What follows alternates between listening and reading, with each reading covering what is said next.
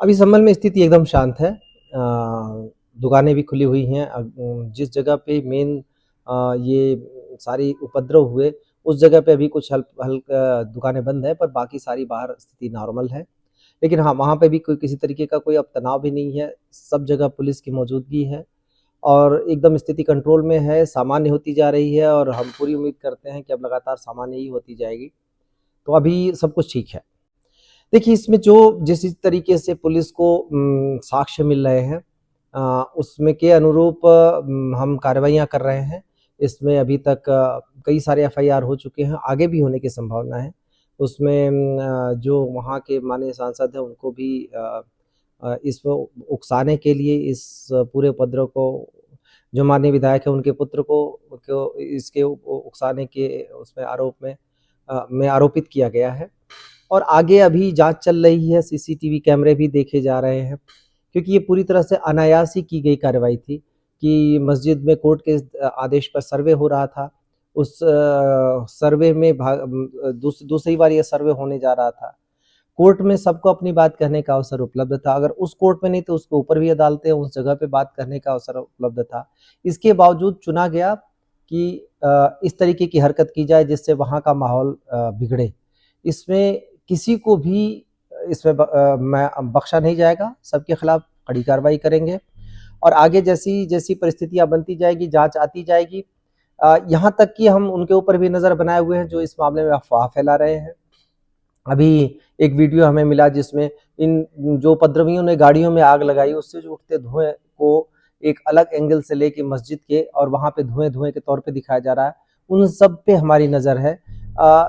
वहां पर मुंह बांध के लोग आए थे, उसके बावजूद अलग अलग सीसीटीवी कैमरों से हम उसका परीक्षण करा रहे हैं।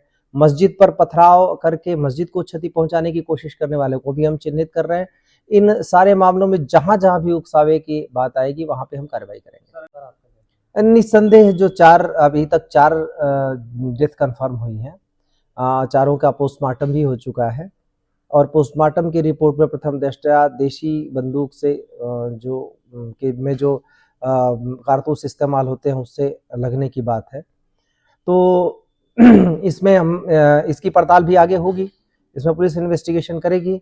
मैजिस्ट्रियल जांच के भी आदेश दिए जा चुके हैं, तो मैजिस्ट्रियल जांच भी इसमें होगी और उसमें हर एक की भूमिका उसमें आएगी।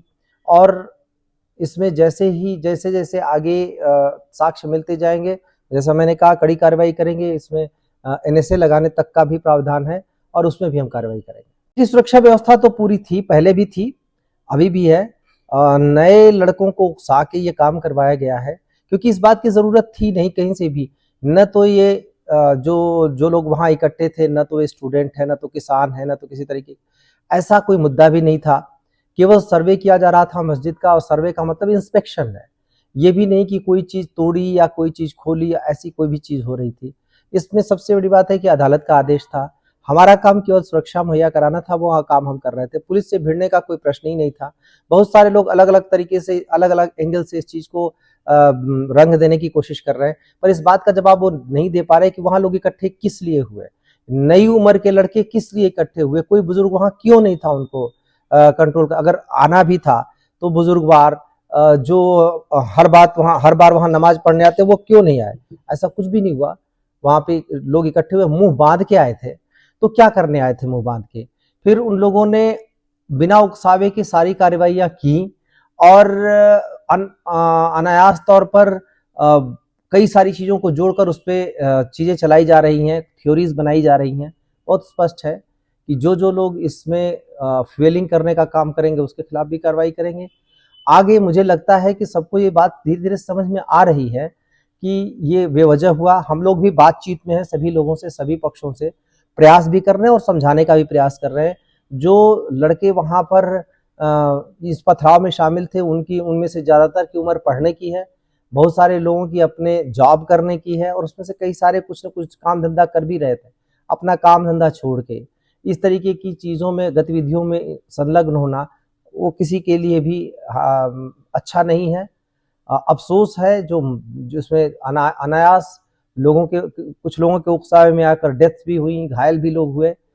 और ये दोबारा इस तरीके की चीजें न हो, इसके लिए हमारी पूरी तैयारी है और इंश्योर करेंगे कि किसी भी तरीके की इस तरीके की चीज़ दोबारा ना होने पाए।